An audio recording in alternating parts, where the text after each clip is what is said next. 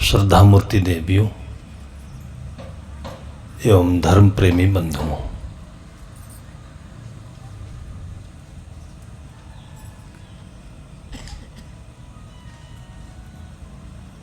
हम लोग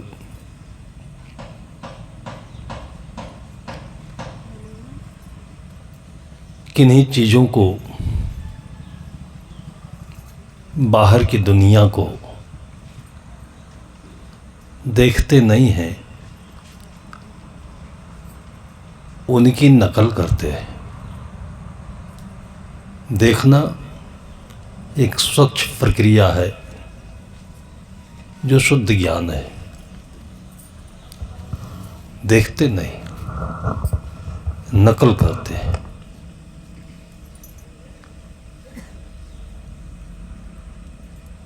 जो उसने कहा वही हम कहेंगे, जो उसने किया वही हम करेंगे, जो उसके पास वही हमारे पास होना चाहिए। कलाएं जीवन की बदलती रहती है। असंख्य प्राणी हैं, तो कितना नकल करेंगे हम। हमारी अपनी जिंदगी सीमित है, बाहर की जिंदगी असीमित है, क्योंकि वो मन से है। हम होश में नहीं होते हैं कि हम अपनी जिंदगी जी रहे हैं, अपने जैसा खाएं, अपने जैसा रहें, अपने जैसा घर बनाएं। ये वास्तविक जिंदगी है।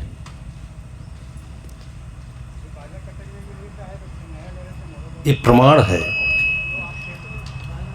कि सबका जीवन एक जैसे नहीं हो सकता है, और इसका प्रमाण है कि सबके पास आधार कार्ड है।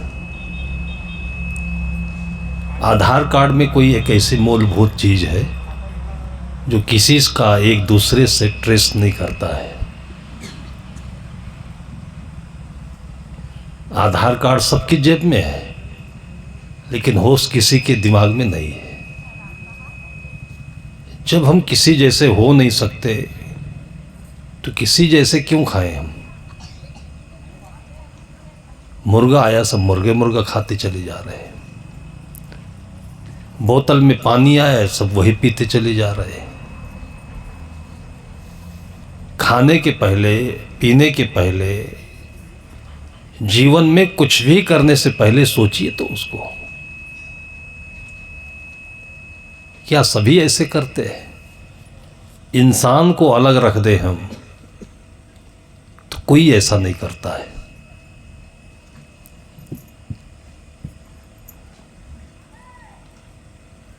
किसी घर में हम जलपान कर रहे थे। जलपान में भुना हुआ काजू दिया।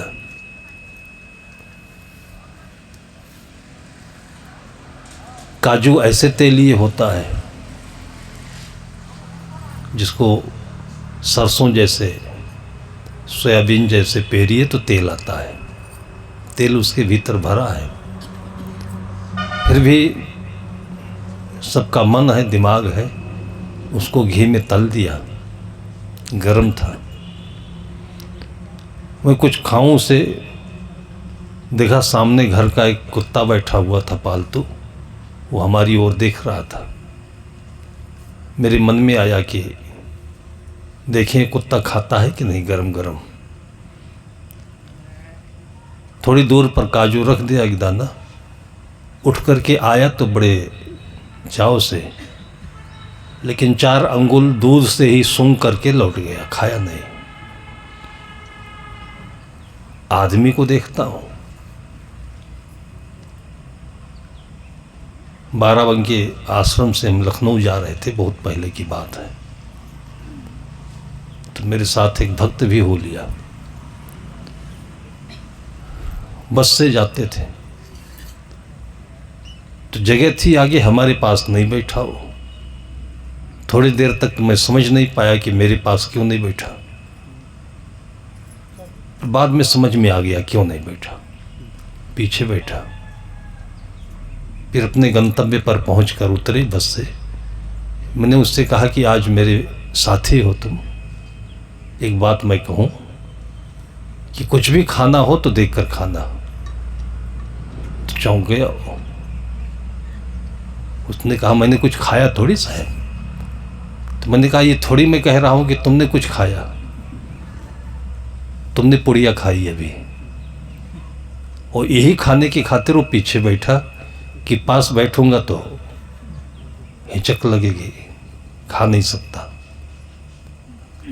अब वो चक्कर में पड़ गया कि मैं पीछे बैठा, साहब आगे बैठे, देखे कैसे हमको। तम्बाकू खाने से भी चक्कर आता है, घूमता है मन, लेकिन तम्बाकू तो हजम कर गया, मेरी बात नहीं हजम कर पा रहा था। चक्कर उसका बंद नहीं हुआ। बहुत देर तक सोचता रहा। तो उसने कहा साहब आप कैसे देख गए। मैंने कहा तुमको किसी ने बताया नहीं, संतों के पीछे भी आंख होती है।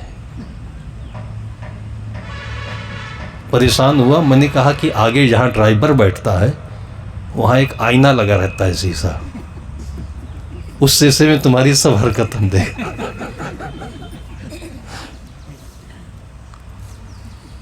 मैंने कहा मना नहीं कर रहा,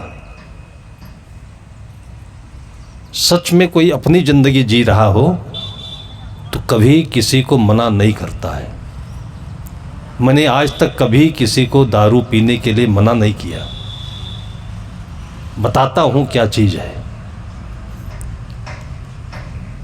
कोई पूछे कैसे जान गए क्या चीज है, तो कोई जरूरी नहीं है कि किसी चीज को जानने के लिए उसके भीतर गोता ही लगाया जाए। जानवर नहीं जानते हैं, जानवर जानते हैं लेकिन गोता नहीं लगाते हैं। सिस्टम ऐसा लगा हुआ है, बना हुआ है कि आप हर चीज को एक निश्चित दूरी से सही रूप में, सही पैमाने में देखेंगे, जानेंगे और समझेंगे। उससे अधिक दूर हो जाए तो भी नहीं देख सकते, उससे अधिक नज़दीक आ जाए तो भी नहीं देख सकते। और कभी आप आँख के अस्पताल जाइए, वहाँ आपको ये बात समझ में आ जाएगी। 6x6 जो पैमाना होता है आँखों की रोशनी का सही, वो डॉक्टरों का एक सूत्र होता है कि ऊपर से नीचे तक आप सभी लाइनें पढ़ लें तो आपकी आंखों की रोशनी अच्छी है, पूरी है। उसको उनकी भाषा में 6x6, 6/6 कहते हैं। उसमें एक निश्चित दूरी होती है। और ऐसे भी आप कोई किताब रखें और किताब को आंखों से चिपका ले तो अक्षर दिखेगा क्या?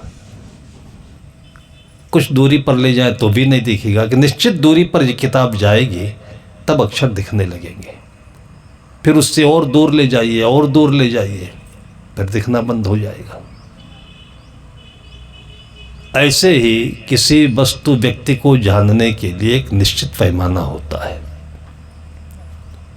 उसी को सतगुरु कबीर साहब कहते हैं कि जैसी कहे तैसी करे, राग द्वेष निर्वारे, तामे घटे बढ़े रतियो नहीं एविद आप संवारे। जिसको भोगों का त्याग कहा जाता है, वो त्याग जो है गुस्सा नहीं है, वो हठ नहीं है, वो दिखावा नहीं है, दंभ नहीं है।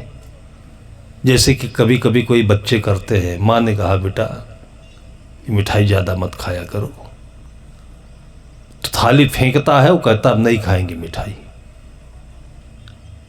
अब थाली का फेंकना और मिठाई नहीं खाना ये त्याग नहीं है, गुस्सा है। बहुत बोलते हो, ज़्यादा बोला मत करो, बस कल से पूरा बंद कर दिया। मुख से बंद हो गए लेकिन अंदर तो आवाज़ बड़बड़ बड़बड़ आ ही रहा होता है। इसको लोग चुप्पा होना कहते हैं और ये खतरनाक होता है। तो हर इंद्रियों का एक संतुलन है और वो संतुलन साधना नहीं है कि तराजू जैसे बनिया लेकर बैठा रहता है। वो संतुलन आराम की चीज़ है। आप जब भी आराम में होंगे, कोई भी चीज़ आप ज़्यादा नहीं बोलेंगे, कम नहीं बोलेंगे, ज़्यादा खाएंगे नहीं, कम नहीं खाएंगे। ये सब कामों में, सब क्रियाओं में कम और ज़्यादा तब होता है जब मन से संतुलन बिगड़ता है। अभी जहाँ से हम आए, अब किसी का नाम नहीं बताना चाहिए, उदाहरण है, और संभवतः वो सुनेंगे भी तो बहुत नाराज नहीं होंगे। शिक्षक थे और उनके ऊपर कोई गलत आरोप लगा, वो सस्पेंड हो गए। उसमें उसको बहुत प्रताड़ना भी झेलनी पड़ी। वो चीज़ बाद में बताई, लेकिन मैं समझ लिया पहले, चेहरे को देखकर, आँखों को देखकर, गतिविधि को देखकर, मन को पढ़ते पढ़ते ये सब चीज़ें ऐसा लगता है कि आँखों में टेलीस्कोप लग गया है, सिटी स्कैन लगा हुआ है। बीमारी को भी, किसी आदमी को हम देखते हैं तो हमें लगता है कि 6 महीने बाद बीमार पक्का पड़ जाएगा। आध्यात्मिक चिकित्सा विज्ञान जब मैं लिख रहा था, आज से 15-17 वर्ष पहले उसको लिखा मैंने। उससे पहले मैं बीमार हुआ, लिखने के 4-5 वर्ष पहले मैं बीमार हुआ। बीमार पड़ने का मतलब ये नहीं कि मैं खाट पर पड़ गया हूँ, चल फिर नहीं पा रहा हूँ। वो सर्दी और जुखाम की बात थी। सुबह उठते ही छींक आना, दिन भर छींकाते रहना, थोड़ा सा ठंडी पानी पी ले, ठंडे पानी से स्नान कर ले। और ये बैसाख जेठ के गर्मी के दिनों में भी होता था।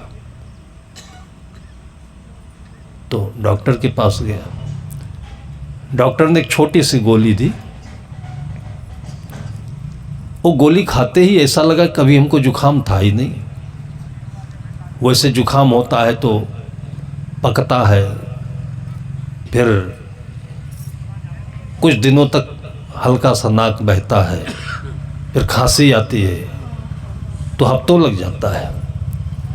लेकिन वो गोली खाने के बाद हमें लगा कि एक तो एकदम सही ढंग से सही हो गया है। लेकिन 2-4 दिन के बाद फिर जस का तस जुखाम,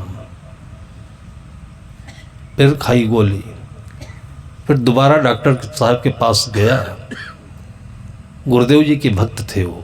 मैंने उनसे कहा कि ये गोली मत दीजिए हमें, मैं भोजन छोड़ने को तैयार हूँ, कुछ भी करने को तैयार हूँ, लेकिन जुखाम छूटना चाहिए। तब वो हल्का सा मुस्कुराते हुए बोले कि महाराज जी, ये जुखाम एलर्जी है, किसी चीज़ से आपको एलर्जी है, और एलर्जी की आज तक कोई भी दवा नहीं बनी है। उस समय हमारी उम्र 32-35 साल की रही होगी। ये उनके बोलते ही कि ऐसी बीमारी जो कभी आज तक लाइलाज है, कोई दवा नहीं है उसकी। भूकंप जैसे आता है, धरती हिलती है इतनी कम उम्र में, लेकिन उसको सोचना बंद कर दिया, नॉर्मल हो गया। शायद यही वजह से डॉक्टर लोग कभी बीमारी का नाम नहीं बताते, और बीमार आदमी को बीमारी के बारे में कुछ नहीं कहते हैं, कहना भी नहीं चाहिए।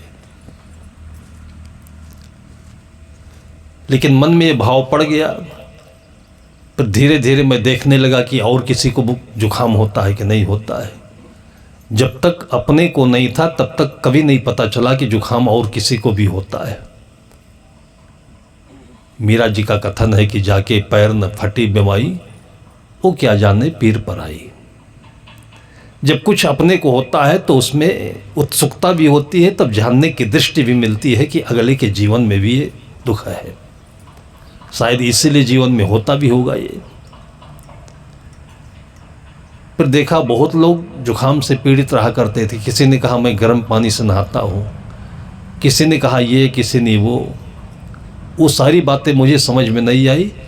मुझे केवल एक सूत्र चाहिए था कि जुखाम सही हो, बगैर दवा के सही हो। तो करते करते 3-4 साल बीत गए। उसी बीच में गुरुदेव जी का शरीर छूटा। फिर थोड़ा टहलते घूमते हम गोरखपुर की तरफ गए, गुरुदेव जी की जन्मभूमि पर देवरिया। वहाँ सुन रखा था कि प्रकृति चिकित्सा का एक बहुत बड़ा सेंटर है, तो वैसे भी देखने का शौक़ था कि देखें क्या है, बिना दवा के बिना टैबलेट के ऐसे ही सभी बीमारियों का। माटी, पानी, आग, हवा, गांधी जी का सूत्र हुआ करता था। माटी, पानी, आग, हवा, सब रोगों की सही दवा। मैंने देखा प्रांगण बहुत सुंदर लगा, उनसे मैंने बातचीत की। उन्होंने कहा कि महाराज जी आप लोग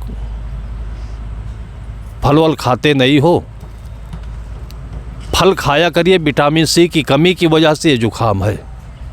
एकदम इजीली उन्होंने इतने साधारण भाव में कहा, तो मन में खुशी आई कि कारण का पता लग जाने से वो बीमारी भले देर में दूर हो, लेकिन दूर तो हो जाएगी। किस कारण से ऐसा हो रहा है? जो भी आदमी अपने जीवन में दुखी रहता है, परेशान रहता है, किसी कारण से हो, लेकिन जब तक कारण का पता नहीं चलता है तब तक परेशानी बोझिल रहती है। वो चक्रव्यूह जैसे अंधेरे में गोता लगाया करता है, घूमता रहता है। अब उनका अनुभव रहा लोगों के साथ में, उसको आसानी से बताया। और उन्होंने कहा कि आप प्रोटीन वाली चीज़ें जैसे दाल है, दूध है, ये जितनी मात्रा में खाना चाहिए उससे आप ज़्यादा खा रहे होंगे। उसका कारण था गांव देहात में हम रहते हैं और वहाँ पर लोगों के भैंस, घरों में दूध होता है भैंस का, और जलपान में दिए, भोजन में दिए।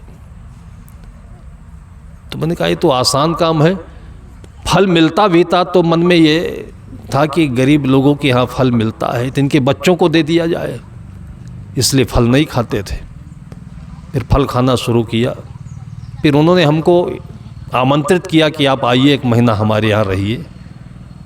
और वैसे तो उनके यहाँ रहने की फ़ीस बहुत ज़्यादा होती है, लेकिन हमको उन्होंने अपने गेस्ट के तौर पर रखा। फिर बहुत चीज़ों का अनुभव हुआ। 1 महीने तक मैंने भोजन छोड़ के रहा। और भोजन छोड़ने का मतलब जैसे नवरात्रि में उपवास किया जाता है। अब उपवास का अर्थ भी समझ में आएगा आपको। उपवास में भी हम लोग जिद्द करते हैं, गुस्सा में या एक भावना में, खाया ही नहीं, और शाम को जब पारण किया, उपवास तोड़ा, तो फिर सिंघाड़े का हलवा बना, फिर मोतीचूर के लड्डू भी बने, और फिर इतना खाया कि सवेरे सीधे अस्पताल चला गया। ये लोगों के मन के 2 छोर हैं, या तो उस पार या तो इस पार, और रहना बीच में चाहिए, आसानी से जीना चाहिए। तो महीने के 30 दिन होते हैं। पहले 10 दिन में मैंने सुबह 1 कटोरी दलिया, 1 कटोरी उबाली हुई सब्जी, गेहूं की दलिया और सब्जी, और शाम को भी यही 1 कटोरी। कटोरी का मतलब जिसमें 50 ग्राम 100 ग्राम आता होगा, और दिन भर पानी पीना। फिर दूसरे 10 दिन में सुबह 1 पाव अमरूद और शाम को 1 पाव अमरूद, दिन भर पानी। तीसरे 10 दिनों में केवल पानी, नींबू का पानी, शहद पानी, पूरा भोजन छोड़ा। कभी आप लोगों ने अंदाजा नहीं लगाया होगा, अपने अंदर का तौल आपकी ज़िंदगी साथ में है, लेकिन कभी आपने किया नहीं। गाहे बगाहे ऐसे मशीन पर शरीर को तौल लेते होंगे, लेकिन अपनी ताकत को, अपनी इम्यूनिटी को, अपने भीतर की शक्ति को, त्याग को आपने कभी तौला नहीं। नकल करके ज़िंदगी जी रहे, ऊपर खाते और चले जा रहे, ओढ़ते और चले जा रहे, ठंडी लगे न लगे, कान में कंटोप है, हाथ में दस्ताना है, पैर में मोजा, कहते ठंडी बहुत लग रही है, इसलिए तो ठंडी आई है। लगे नहीं तो कैसे पता चले ठंडी है? कुछ थोड़ा सा ऐसा रखो कि ठंडी लगे भी, ठंडी का भी आनंद होता है। गर्मी आए तो थोड़ा ऐसा लगे कि गर्मी है। और सच बात तो यह है कि गर्मी और ठंडी भी ऋतु के 2 चिकित्सक हैं। ये आपकी माएँ हैं, आपकी सेवा करने आई हैं।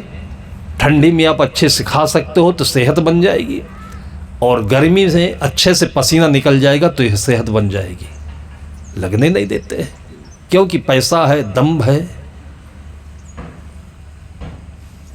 उन 10-10 दिनों में मैंने अपने को अच्छी तरह से तौला।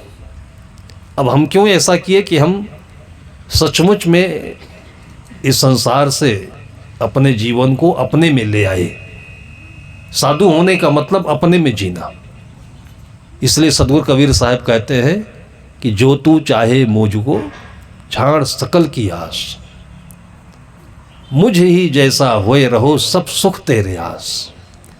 मुझ ही जैसा का अर्थ नहीं कबीर जैसा, अपने जैसा। क्योंकि कबीर का अर्थ होता है जो आप हो वो कबीर है, जो आप हो वही राम है। कबीर और राम में कोई फर्क नहीं है। तो आपके भीतर में भी कबीर बसा हुआ है। कबीर की ताकत है, कबीर की तपस्या है, कबीर का गौरव है, वो सब कुछ है। मैं वो 1 महीने अपने जैसे जिया, अपने शौक से। वहाँ कोई चौकीदार, कोई दरोगा तो था नहीं कि ज़बरदस्ती हमें मना रहा हो ऐसा करो वैसा करो आप। फिर भी सुबह 7 किलोमीटर, शाम को 7 किलोमीटर चलना और पढ़ना लिखना कुछ भी हमारा कम नहीं पड़ा। चलने भी कोई कमजोरी नहीं। और आप अंदाज़ा नहीं लगाए होंगे कि खाना छोड़ देने के बाद में भी क्या ऐसा हो सकता है। अभी आपने देखा होगा राम जन्मभूमि पर मोदी जी आए और 11 दिनों से केवल नारियल का पानी पी करके रहे। लोग मन में सोचते होंगे कि नारियल का पानी क्या ड्रम भर पीते रहे। नारियल का पानी पिए तो वो भी नारियल में पिए, ड्रम में भर करके नहीं पिए। और वो हमारे सामने उन लोगों ने, मोदी जी ने पारण किया। स्वामी शंकराचार्य जी थे वहाँ पर। 1 चम्मच उनके मुख में खीर डाल दी। वो 11वां दिन था। और जो बोले हैं 1 घंटा तक, आप लोगों ने भी टीवी पर सुना होगा। उनके चलने में, बोलने में, प्रसन्नता में, मुस्कुराहट में, उनके शरीर की इम्यूनिटी में कहीं आपने कोई कमी नहीं देखी होगी। वो नेता अपने स्तर पर है, लेकिन भारतीय संस्कृति के प्रमाण में जो भारतीय अध्यात्म का गौरव होता है उसके एक अलग प्रमाण है। वो कितने लोग ऐसे जिंदगी में खाना छोड़ ही नहीं पाए। उन्होंने देखा ही नहीं कि क्या हम खाने की गुलाम है। थोड़ा छोड़ के देखें तो हर कोने पर, हर एंगल पर, हर जगह अपने को तौल के देखना चाहिए और इसमें अपनी शक्ति बढ़ेगी। वो 1 महीने का जो अनुभव मिला हमें, हालांकि उसमें जुखाम गया नहीं। अगला व्यक्ति होता तो परेशान हो जाता कि जुखाम ठीक करने के लिए ही गया हुआ है। हम तो आराम से रहने के लिए गए थे। देखा बहुत लोगों को। लेकिन वहाँ से आने के बाद जब हर एक चीज़ खाना शुरू किया तो फिर जुखाम चला गया। तब से लेकर आज तक एलर्जी नाम लेकर के नहीं आई है। जुखाम हो जाता है, कभी छींक आती है, लेकिन जो परेशानी 5 साल तक झेला हूँ मैं, वो फिर लौट करके नहीं आई हो। डॉक्टर लाइलाज बताते थे। और उसी बीच में फिर जो लाभ मिला, कितने लोगों को ऐसी ऐसी बीमारियां आई जो मेडिकल कॉलेज और पीजीआई तक से लौट आए। उसमें कितने उदाहरण हैं। एक उदाहरण के रूप में एक 12 वर्ष का बच्चा आया हमारे सामने। आश्रम के पड़ोस में उसका गांव था और बीमारी क्या थी कुछ पता नहीं चला। डॉक्टर ने कोई नाम नहीं बताया। पेट कड़ा कड़ा था, गाल फूल गया था, नाक से पानी गिरे और पेशाब के रास्ते से नाक जैसे ही पानी गिरता था। यही सारी तकलीफें थी। जिला अस्पताल में कराया, मेडिकल कॉलेज में कराया औषधि और तमाम जांचें भी हुई। 9 महीने में वो आर्थिक रूप से तंग हो गया। भैंस बेच दिया, माँ के गहने बिक गए। ज़मीन बिकने की बारी आई तो किसी ने मना किया कि ऐसा मत करो, 2 बच्चे हैं, पास में महाराज जी रहते, उनके पास चले जाओ। जैसे आप लोगों से चर्चा मैं कर देता हूँ, इसलिए कि ये जीवन का प्रत्यक्ष लाभ है। जिसे हम धर्म कहते हैं, सत्संग कहते हैं, वो सत्संग काल्पनिक चीज नहीं है। और जिसे धर्म कहते हैं वो जीवन का शुद्ध स्वच्छ संतुलित आचरण है। युक्ताहार विहारस्य युक्त कर्मश्चेष्टसु युक्त स्वप्नावबोधस्य योगो भवति दुःखः। आप अच्छा खाएं, अच्छे घर में रहें, अच्छे से जिएं, तो चारों दिशाएं आपके साथ में होंगी और महकेंगी। लेकिन हम लोग केवल एक निश्चित क्रियाकलाप को, कर्मकांड को करने को, सुबह बीजक का पाठ कर लिया, शाम को संध्या पाठ कर ली, आरती कर ली, गणेश पूजा कर ली, भगवान के यहाँ चले गए, ये एक बीज है। इस बीज को खोलेंगे तब इसमें आपका धर्म का अर्थ सामने आएगा। वो जीवन की दिनचर्या है और इससे आपके मन में जो चमत्कार खिलता है कि आपके जितने दुख द्वंद्व हैं, मानसिक शारीरिक ग्रंथियां हैं, सारी खुल जाएंगी। है किडनी बढ़िया हो जाए, हार्ट बढ़िया हो जाए, लीवर साफ हो जाए, और ये सब जब बढ़िया फंक्शन करने लगते हैं तो आपको अपने मन में इतनी स्वच्छता लगती है कि आपको सारा संसार स्वर्गमय दिखने लगता है। जो देखेंगे वही अच्छा लगेगा फिर। और नहीं तो आदमी कुड़ता रहता है, खाता है, नींद नहीं आती है, पेट भरता नहीं है, लालच ज़्यादा खाने का, ऊट पटांग का काम करता है। ये विषमताएं जितनी हैं, ये सब हम अपने ज़िंदगी को भूल करके दूसरों की नकल में मोल ले लेते हैं। वो ऐसा कर रहा है इसलिए हम भी करते हैं, उसके विवाह बारात में देखा वैसा करता है। आज इस तरीके से लोगों के ऊपर ये नकल हावी है। आप समझ लीजिए कि अपने दिमाग का कोई प्रयोग करता ही नहीं है। उस लड़के को मैंने समझाया कि तुम गुटखा छोड़ो, ऐसा मैं नहीं कहता। उससे मैंने बताया कि जो कुछ भी खाना हो देख कर खाया करो। जो कुछ भी खाने के लिए नहीं, करने के लिए भी, सुनने के लिए भी देख कर के करो। देखने का मतलब दृष्टा, देखने का मतलब ध्यान। तो उदाहरण मैंने कहा कि जैसे तुम गुटखा ही खा रहे हो, मैंने आईने में देखा तुम, और जैसे कि लोग खाते हैं, आंखें बंद कर ली और दांत से गुटखा फाड़ लिया और ऊपर मुंह किया तो आंखें उलट गई और सीधे मुंह में डाल दिया। मैंने कहा उसको तुम खाते ही हो तो हाथ में रखो, देखो क्या चीज़ है। फिर मैंने कुत्ते का उदाहरण दिया, उसको मैंने काजू दिया, खाया नहीं हो। क्यों नहीं खाया? वो कोई BSc B.Ed थोड़ी था, वो PhD थोड़ी था डॉक्टर का। उसको ये पता है कि भगवान ने हमको क्या CT स्कैन, अल्ट्रासाउंड, एक्सरे सारी मशीनें दी हैं। और वो सिस्टम ये है कि कोई भी चीज़ अंदर ले जाने से पहले या खाने से पहले, प्रयोग करने से पहले सबसे ऊपर दिमाग मिला है। सोचो कि आपको भूख लगी है क्या, तब खाओ। उसके बाद जो चीज़ सामने आती है तो दूसरे नंबर पर आंखें मिली हैं, आंखों से देखो। आंखों से देखने में भी कुछ चूक रह जाएगी तो तीसरे नंबर पर नासिका है, नाक है, नाक से सूंघो। और नासिका में वो शक्ति मिली हुई है कि आपको 1 फीट दूर से पता चल जाएगा। ये नहीं कि नाक में ले जाओ, अंदर कर लो तभी सूंघा पता चले। अंदर जाने के बाद तो पता भी नहीं चलेगा फिर। इसलिए जो खाने के आदी हो गए उनको नहीं पता चलता है, और हमको 10 फीट दूर से पता चल जाता है कि क्या खाया हुआ है। नासिका के बाद में तब मुंह की बारी आती है। पहले दिमाग डॉक्टर चेक करे, फिर आंख डॉक्टर चेक करे, फिर नाक चेक करे, तब मुख में डालो। और मुख में भी जीवा है तब अंदर करो। इतने पैमाने हैं, इतने गेट हैं, और तुम सीधे डायरेक्ट ले जाकर के पार कर देते हो। 1 वर्ष के बाद में उसने हमसे कहा कि साहब अब छोटा है मेरा। मैंने कहा मैं छोड़ने के लिए थोड़ी कहा, छोड़े क्यों तुम?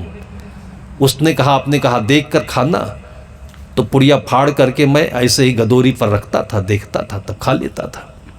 एक दिन ऐसे मैंने देखा कि उसमें छिपकली का पंजा था। और ये बात सही भी है कि इनको चैतन्य बनाने के लिए लोग इसमें एसिड मिलाते हैं। जो आप गोलगप्पे खाते हो ना, कभी कभी मैंने बहुतों को देखा है, विशेषकर बेटियों को गोलगप्पे बहुत पसंद होते हैं, और ये शुद्ध तेजाब है जो सोना चांदी धोने वाले प्रयोग करते हैं सुनार लोग। एक सुनार हमको इसके बारे में बताया कि चाट लगाने वाला हमारे पास बार बार आता था, मेरा दोस्त था, वो तेजाब ले जाता था। तो मैंने सोचा कि ये ठेला लगाता है चाट का, चाट ये तेजाब क्या करता है। मैंने उससे पूछ लिया तो उसने कहा गोलगप्पे में, पानी पूरी में जो पानी होता है, इस पानी में तेजाब मिला देते हैं तो टेस्टी हो जाता है, उसका स्वाद बढ़ जाता है। और ये तेजाब से जब लोहा कट जाता है तो आपके मुख से जाते जाते फिर आंतों को क्या करता होगा। जो ब्लड सेल्स होते हैं ये तेजाब से जल जाते हैं, उसके बाद फिर 1000 बीमारियां पैदा होती हैं। और जिसको हीमोग्लोबिन कहते हैं वो तो कभी बढ़ने नहीं पाता है। अब जब खून खिलेगा नहीं तो आपके शरीर में सारा सिस्टम फेल हो जाएगा, और उसी कारण से 50 प्रकार की बीमारियां पैदा होती हैं। 1 वर्ष के बाद में केवल एक बात उसने सुनी थी कि देख करके खाना, और उसके बाद उस नतीजे पर पहुंचा कि वो खाना छोड़ ही दिया। फिर वो उस लड़के को मेरे पास लेकर के आए जो बीमार था। मैंने उससे यही पूछा कि तुम खाते क्या हो ज़्यादा। आम लोगों से आप लोगों को भी सूत्र बता देता हूं कि अगर कोई भी तकलीफ हो आपको, तो किस कारण से तकलीफ हुई ये जानना हो, जिसका कोई भी और सूत्र नहीं। इससे आप सिटी स्कैन से नहीं पता लगा सकते हो, ब्लड रिपोर्ट से नहीं पता लगा सकते हो। आप ईमानदारी से अपने से पूछ लो कि क्या खाए बगैर आप नहीं रह सकते हो, क्या चीज़ आपको बहुत पसंद है। लेकिन यही चीज़ आदमी न बता पाता है, न जान पाता है। आदमी इतना पढ़ा लिखा होते हुए भी मैंने आज तक देखा है कि इसी चीज़ को आदमी ना बता पाता है, न जान पाता है। वो 12 वर्ष का लड़का था, उसके ग्रैंडफादर बाबा हमारे साथ में आए थे। मैंने कहा खाता ज़्यादा क्या है, तो अक्सर हर कोई यही बोल देता है दाल चावल रोटी सब्जी, दाल चावल रोटी सब्जी। मैंने कहा ये तो सब खाता है, लेकिन ये खाने से बीमारी नहीं आती है। जो पसंद की चीज़ खा रहे हो उसको बताओ। 15-20 मिनट तक वो घुमाता रहा। फिर मैंने अपने अंदाजे से बताया कि इसका जो पाचन तंत्र है ये चोक है, या तो ये मिट्टी खाता होगा, बचपन में खाया होगा, और या तो तेल घी का प्रयोग ज़्यादा करता होगा। तब उसके दादा ने बोला कि आज भी ये चावल के साथ में तेल और मिर्चा वाला मसाला डाल करके खा करके आया है, बगैर तेल के नहीं खाता कुछ ये। मैं कहा अब ये सही हो जाएगा। उसको मैंने जूस पीने के लिए कहा, मूंग की दाल का पानी पीने के लिए कहा, पानी पीने के लिए कहा, और वो 12 वर्ष का बालक इतना अडिग हुआ इस पर कि जितना मैंने कहा था उतना ही किया। फिर चौथे दिन उसको बुलाया था, मेरे पास आ जाना देखूंगा। तो चौथे दिन वो 2 किलोमीटर चल कर के आया, तो रास्ते में उसको 2-3 बार पेशाब हुआ, और बढ़िया फ्रेश पेशाब हुआ। मैंने कहा अब ये ठीक हो जाएगा। फिर 3 महीने के बाद भेंट हुई। मैंने उससे कहा था कि तुम 1 रोटी अब खा सकते हो। 3 महीने के बाद भेंट हुई तो उसने हमसे पूछा कि साहब जी भूख बहुत लगती है, क्या और रोटी खा लिया करें। मैंने कहा पूछने की क्या ज़रूरत थी, हम तुम्हारे घर पर कोई चौकीदारी थोड़ी करते थे। लेकिन उस बालक की ईमानदारी को मैं बताता हूँ, ये बचपन की योग्यता है। सुबह के सत्र में मैंने बताया था कि बच्चों में जो चीज़ है उसे आप खो करके और तब दुनिया की चीज़ पाते हो, और वो पाने से सिवाय आपका तनाव बढ़ता है, उलझन बढ़ती है, बीमारी बढ़ती है, और कुछ नहीं बनता है। जो कुछ आपकी निजी संपत्ति थी, धरोहर थी, वो तो आपने खोया मस्ती में, अनजाने में। वो उसकी ईमानदारी थी। उसने पूछा कि और खा सकते। मैंने कहा आप 1.5 रोटी खाना, क्योंकि पाचन शक्ति धीरे धीरे बढ़ानी चाहिए। तो उपवास करने की जो विधि होती है वो छोड़ना या एकदम से खाना नहीं है, अपने को मध्य में लाना है। सदगुरु कबीर साहब कहते हैं कि जो तू चाहे मुझको छाड़ सकल की आस। हम लोगों की ज़िंदगी तो बर्बाद हो जाती अगर नकल करते। हम जब जाते हैं उधर गुजरात की तरफ, अहमदाबाद में, मारवाड़ियों के समाज में, मारवाड़ी इतना धार्मिक होता है। और पैदा कहाँ हुए ये लोग? जहाँ पर घास भी नहीं पैदा होता है। जहाँ पर बिरला पैदा हुए थे उसको पिलानी कहते हैं शहर। अभी तो बिल्कुल वो बेंगलोर जैसे दिखता है, लेकिन उस ज़माने में जब बिरला वहाँ से निकले थे तो वही रेगिस्तान था और घर में साधु संत आते थे। गरीबों के यहाँ साधु संत बहुत जाते हैं। लोगों को लगता है कि ऐसे गरीब है साधु संत सब चाट जाएंगे, इसके पास कुछ बचेगा नहीं। गणित की दृष्टि से काम देखेंगे, सोचेंगे तो यही समझ में आएगा साधु खा जाएगा। लेकिन उन्हीं के घर पर कोई महात्मा आए थे और घर पर खाने के लिए रोटी की आटा नहीं। साधु बैठे रह गए और चुपके से जा कर के दूसरे घर से लोटा गिरवी रख करके वो आटा लाए और घर में रोटी बनी, तब साधु की सेवा की। ऐसे सेवा होती है लोगों के यहाँ। और बड़ों बड़ों के घर में कहते हैं कि बुलाने पर भी समय नहीं देते हैं, व्यस्ततम है जीवन। लेकिन ऐसे लोगों के यहाँ बगैर बुलाए पहुँच जाते हैं। ये भी एक भारतवर्ष में अजीब प्रचलन है। और इसलिए अमीर कभी अमीर नहीं बन पाता और गरीब हमेशा अमीर ही रहता है। धर्म कर्म के मामले में आप देखेंगे, उदारता के मामले में, सेवा सम्मान के मामले में, आप चाहे इधर दंतेवाड़ा जगदलपुर की तरफ आदिवासियों में चले जाइए, नेपाल की पहाड़ की चोटियों पर चले जाइए, रेगिस्तान के मरुस्थल में चले जाइए, जो आओ भगत, जो सेवा सम्मान, जो प्यार, जो ईमानदारी वहाँ मिलेगी वो आपको संपन्न इलाके में नहीं मिलेगी। वो कहते जिसका कोई रखवाला नहीं होता है उसकी रक्षा ऊपर वाला करता है। ये नैसर्गिकता है। आपको इतने सारे गुण मिले हुए हैं, इसको हम लोगों ने दूसरों की नकल में खो दिया। IAS IPS या कोई भी नौकरी जब कोई पाता है तो आप थोड़ा गहराई से विचार करें तो सब ईमानदार होता है। क्लर्क होता है बड़ी सेवा करूंगा, कलेक्टर बनता है बड़ी सेवा करूंगा, लेकिन देखता है कि आसपास में वो घूस ले रहा है, वो समोसा और बालूशाही खा रहा है, वो खूब काट रहा है, मजे कर रहा है, वो प्लाट ले लिया, वो नशा चढ़ जाता है। बस 2-3 साल के बाद तो सब कहते हैं कि चलिए अब ये गंगा बही रही तो इसी में हाथ धोते रहिए। और कुछ दिनों तक तो चलता है, लेकिन जब बच्चे बिगड़ते हैं, रिटायरमेंट के बाद में मन बिगड़ता है, नींद नहीं आती है, कोई पास बैठता नहीं है, क्योंकि बैठने का कोई रास्ता बनाया नहीं। साहेब साहेब सब कहें, मोही अंदेशा और साहेब से परिचय नहीं, बैठोगे कहीं ठौर। जिनकी सेवा करनी चाहिए थे उनके तो गला गर्दना मड़ोरे, हाथ मड़ोरे, पैसा लिया, रिश्वत ली। जो गरीब थे, परेशान थे और केवल पैसा कमाया। अब रिटायर हो गए, बीपी भी उतनी जोर से है, शुगर भी उतना ही है, नींद भी नहीं आती है, भूख भी नहीं लगती है। बताइए पैसा क्या करे। और जो दिलों में तसल्ली दे जाते हैं वो नौकर भी नहीं आता पास में बैठता है, काम करके चला जाता है।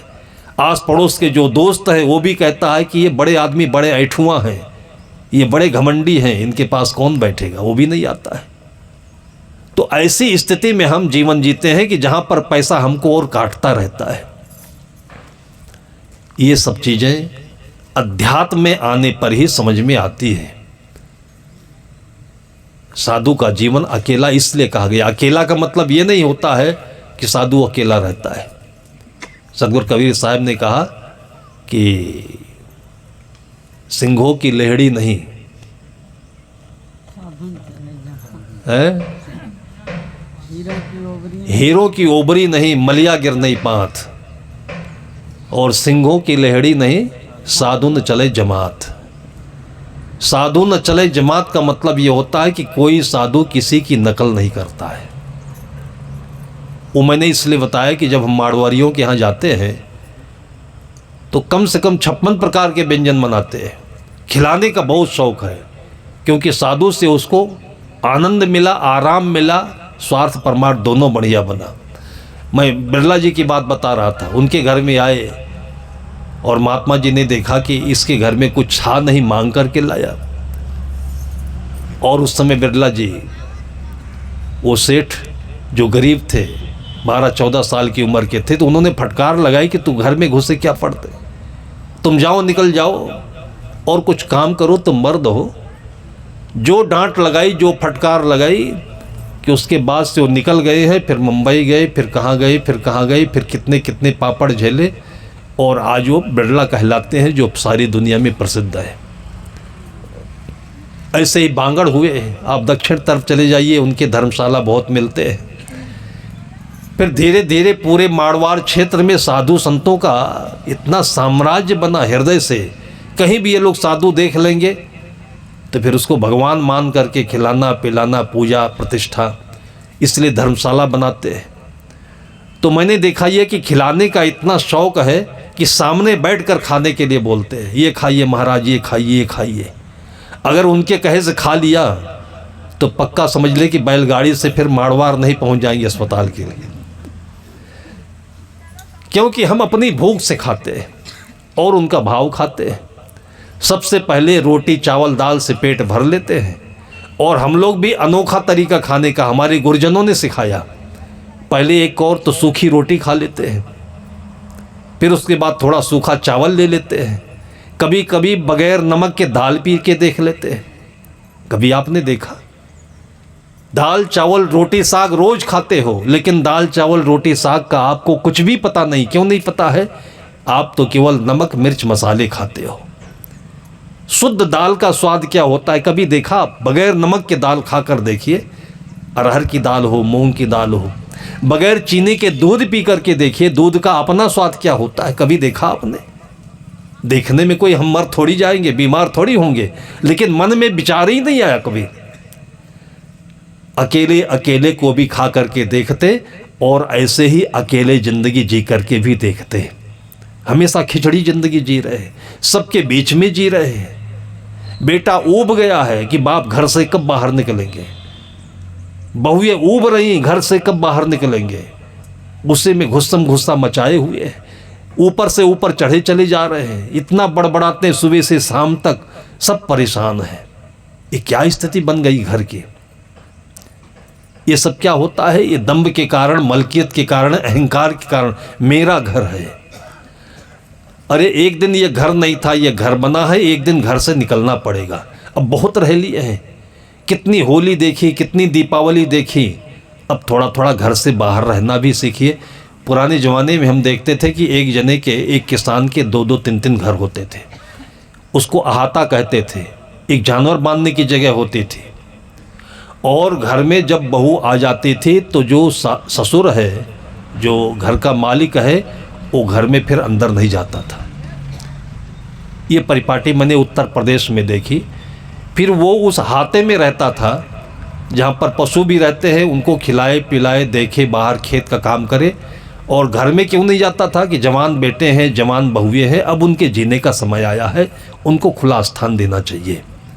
वह मर्यादा भी रखते थे। अगर पिता आ रहे हैं तो घर के भीतर जाने से पहले खांस देते थे, तो घर में बहुएं अलर्ट हो जाती थी। अपनी जगह पर खाने पीने का सामान और सब चीज़ जहाँ जैसे रखा हो रखना, साफ सफाई।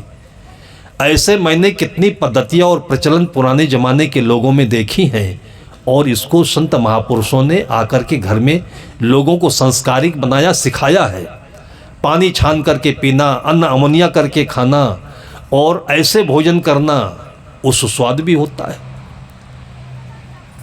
अब जूता पहने पहने चले आते घर में और खटिया पर बैठ जाते हैं। अब तो टी टेबल भी आ गया है, और बैठे बैठे खा करके और रुमाल में हाथ पोंछ करके चले जाते हैं।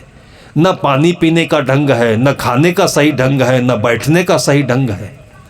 और नहीं तो यही आज 10-20 वर्ष पहले छत्तीसगढ़ में मैंने देखा कितने घरों में बैठने का पाटला और सामने थाली रखने का पाटला, 2-2 पाटले एक लोगों के लिए दिए जाते थे। जमीन पर बैठकर भोजन किया जाता था। पता है इसका फायदा क्या होता है? संत लोग तो जमीन पर उठकुरुआ बैठ करके करते थे भोजन। इसलिए करते थे कि पेट दब जाता था और भूख से ज़्यादा भोजन खा नहीं सकते थे। इसलिए करते थे कि इन घुटनों के ऊपर भी ताकत आनी चाहिए, और ये घुटने कभी आपके फेल नहीं होंगे। बैठकर जमीन पर इसलिए खाते थे कि थोड़ी देर अर्थिंग होगी आपकी, इस ज़मीन से ताकत मिलेगी तो आपके शरीर में एनर्जी फुल रहेगी।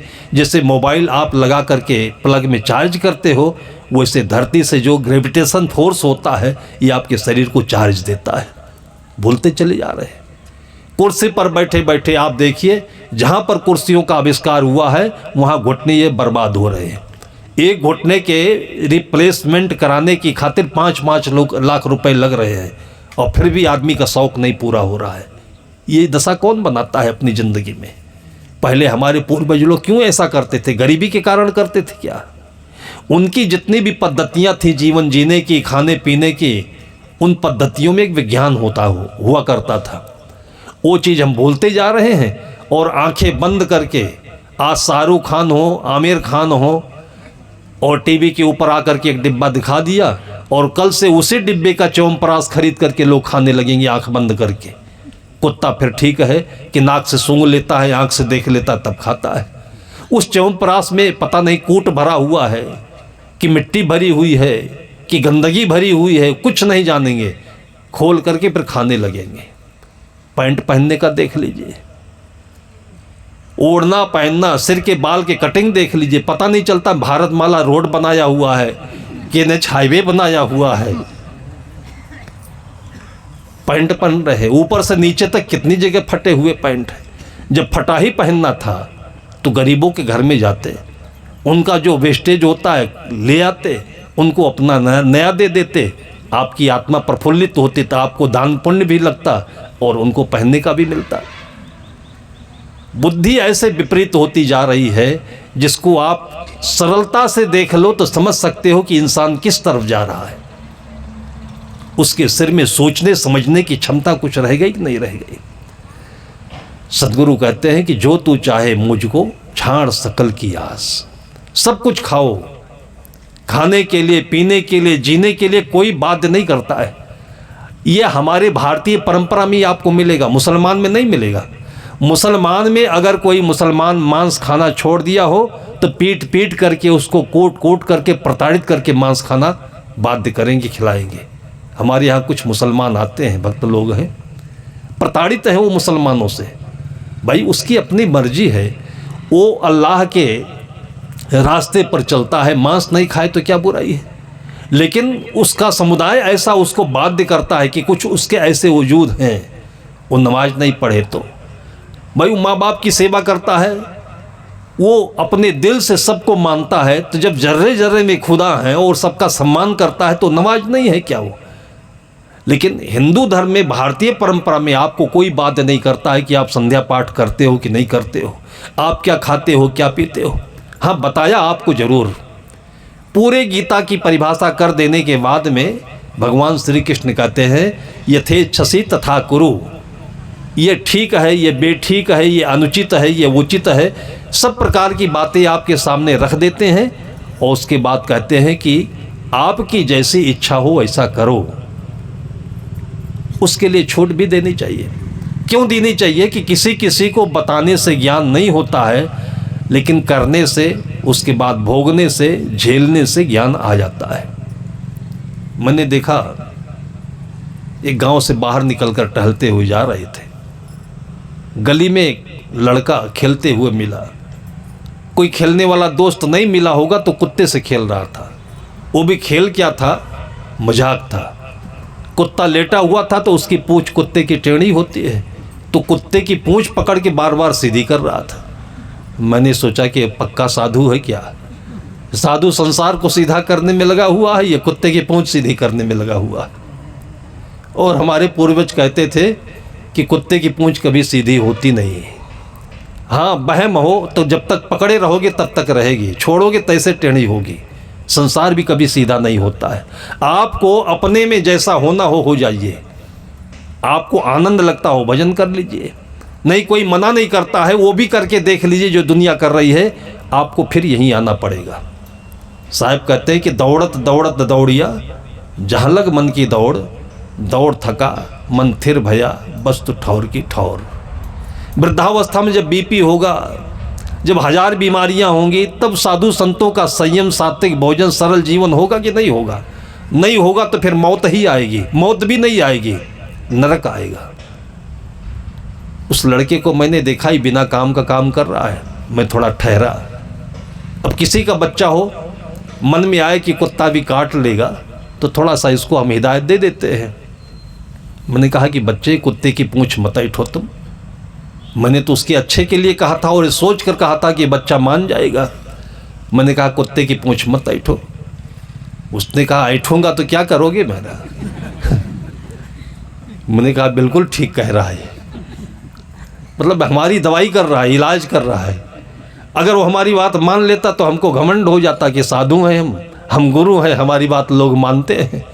आप भी कभी अपने बच्चों के लिए घमंड कारक वचन नहीं बोलना कि आपकी बात तो माने ही तब आप खुश हो। उसको थोड़ा सा जीने की छूट भी दीजिए। आपने देखा है कि जो गाड़ियां चलती हैं वीआईपी, उन गाड़ियों के पीछे कोई संभ्रांत परिवार होता है तो एक स्लोगन लिखा रहता है, कोटेशन, कृपया उचित दूरी बनाए रखें। अभी इसमें जो सुबह सुबह का कोहरा चल रहा है, कई गाड़ियां लड़ी आपस में, उसमें लिखा रहता है कृपया उचित दूरी बनाए रखें। मैं समझता हूं कि बेटे के पीठ पर जो शर्ट होती है ना, वो टी शर्ट में लिख देना चाहिए कृपया उचित दूरी बनाए रखें। बहुएं होती है, पीछे साड़ी में लिखा होना चाहिए कृपया उचित दूरी, ताकि कोई उसमें ओवरटेक नहीं करे, थोड़ा 10 मीटर पीछे से चले। मैंने लड़के से कहा कि कुत्ते की पूंछ मत ऐठो। उसने कहा ऐठूंगा तो क्या करोगे? मैंने कहा भैया मैं कुछ नहीं करूंगा, जो करना होगा ये कुत्ता करेगा भी। चल दिया अपने रास्ते। इतना अगर न्यूट्रल आप होकर के नहीं जिंदगी जी रहे हो, दम्भ करते हो मेरा पैदा किया हुआ बेटा है, तुमने कहाँ पैदा किया? भाई ऐसा ही होता हो, कितनों के संतान नहीं, फैक्ट्री बनाओ, सबको दो एक एक बच्चे। अपने चाहने से अच्छी चीज़ें नहीं होती हैं। हाँ, आप चाहते हैं तो आपके घर कोई एक आ जाता है, वो अतिथि है, आपका बेटा नहीं है। इसलिए ये अहंकार अपने अंदर में नहीं होना चाहिए। ये होता है इसलिए हम इन बच्चों के ऊपर नाजायज़ करते हैं, उनको अपनी ज़िंदगी फ्री होकर नहीं जीने देते हैं। आप भी अपने बाप की बात नहीं माने थे, और ऐसे ही आपका बेटा भी स्वतंत्र होकर जीना चाहता है, थोड़ा जीने दो। उसका अभिभावक बनकर के रक्षा करो, दुश्मनी भी मत रखो, गुस्सा भी मत करो, बोलना भी बंद मत करो। लेकिन कहीं पर इमरजेंसी होता है, कोई गलत रास्ते पर जाता है, तो अभिभावक के रूप में उसको हिदायत दीजिए, सलाह दीजिए। और उससे पहले तो क्या है कि अच्छा वातावरण घर में देते हैं तो गलत रास्ते पर बच्चा जाएगा नहीं। हमारी पुरानी कहावत है पूर्वजों की कि जैसे जेके माई बाप वैसे ओके लड़का, जैसे जेके घर द्वार वैसे ओके खरिका। फिर भी सबके अपने अपने कर्म संस्कार हैं। अगर बच्चे थोड़ा आपके अनुकूल नहीं हैं तो थोड़ा मन में धैर्य रखें, धीरे से उसको कंट्रोल करेंगे तो आपसे प्रेम भी बना रहेगा और धीरे धीरे समझ भी आ जाएगी। उस लड़के को छोड़कर हम लोग चल गए। 5 मिनट बाद ही कुत्ते की भौंकने की आवाज़ आई, तब समझ में आ गया कि जो कह रहे थे वो हो गया। तो हम लोग कोई गुस्सा तो थे नहीं, फिर लौटे उसी के पास, उसको बचाया। एक दो जगह नाखून लग गया था, काटा नहीं, कुत्ता समझदार था। फिर उसको घर पहुंचाए, पट्टी वट्टी हुई होगी। तीसरे दिन फिर उसी जगह पर पट्टी बांधे हुए टहल रहा था वो लड़का। मुझे भी शरारत सूझी, थोड़ा मजाक किया उसके साथ। मैंने कहा शैलेंद्र, कुत्ता भी वहीं लेटा हुआ था। मैंने कहा शैलेंद्र, कुत्ते की पूंछ ऐंठोगी या पकड़ोगी क्या? उसने कहा नहीं करूँगा। मैंने कहा क्यों? कहा काट लेगा ये। मैंने कहा देखो 3 दिन में ही समझ गया ये। उस दिन मैं कह रहा था, नहीं माना, लेकिन 2 दिन रिहर्सल किया उसने, प्रैक्टिकल किया, और जो अनुभव मिला कि पूरी ज़िंदगी अब ये काम नहीं करेगा। वो 3 दिन मनुष्य को, अपने बच्चों को, लोगों को जीने की मोहलत चाहिए। और इसलिए ये मनुष्य शरीर को कर्म भूमिका कहते हैं कि इसमें सब साधु नहीं होगा, सब ज्ञानी नहीं होगा, सब भक्त नहीं होगा। आप जैसा चाहते हैं तुरंत का तुरंत ऐसा कोई नहीं होगा और होना भी नहीं चाहिए। एक लाइन है, एक कर्म चक्र है, बारी बारी सब इसमें भोगेंगे, देखेंगे, झेलेंगे, उसके बाद जान जाएंगे। कोई देर से जानेगा, कोई जल्दी जानेगा। काहो मानस सहज में शुद्ध होए तत्काल, काहुई बहु रगड़ा परे तब कछु होए बेहाल। सतगुरु विशाल देव कहते हैं कि जो कई जन्मों से ये सब करते आया हुआ है, वो माँ की कोख में जन्म लेते ही माँ बाप को शिक्षा उपदेश देने लगता है। अभी हम लोग अयोध्या गए हुए थे, एक छोटा सा बालक आया हुआ है। पत्रकारों से देखिए तो, किसी से भी देखिए तो, राजनीतिक देखिए तो, इतना फटाफट जवाब देता है वो। इतनी छोटी उम्र में साधु हो जाना, इतनी छोटी उम्र में इतना सेंसिटिव हो जाना और प्रत्युत्तर देना, जिसको प्रेजेंस ऑफ माइंड कहते हैं, ये सब क्या है कि पूर्व की कमाई होती है और ये सबके बराबर नहीं है। फिर भी आपके बच्चों में, परिवार में, लोगों में गलतियों को देख करके घबराना नहीं, ऊबना नहीं, घृणा मत करना। इनका अपना समय है, धीरे धीरे सब आपकी राह पर चलेंगे, आपकी भावनाओं को पालन करेंगे और सबका कल्याण होगा। इसलिए हमारे पूर्वज कहते हैं कि सर्वे भवन्तु सुखिनः, सर्वे सन्तु निरामयाः, सर्वे भद्राणि पश्यन्तु, माँ कश्चित् दुर्भाग भवेत्। विशेष करके परिवार में।